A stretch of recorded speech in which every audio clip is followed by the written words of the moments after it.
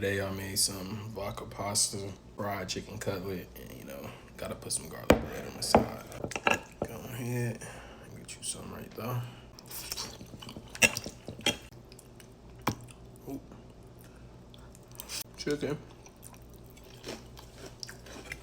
Go ahead and get you some. Taking the glasses off. Get you some. I sat down with my food. I'm like, I don't got no garlic bread. Like, I can't do it. Got right back up. Now we go. Yeah, you see that chicken cooking good. So this is probably one of my favorite meals to make. Like, it's real simple.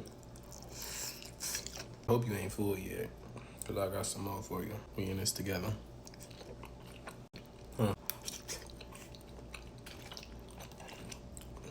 Best of both worlds. Ooh.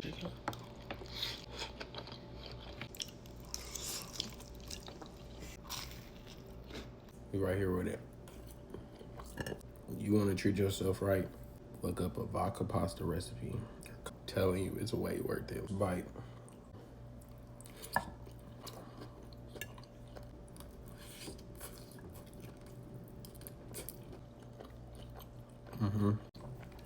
Beautiful.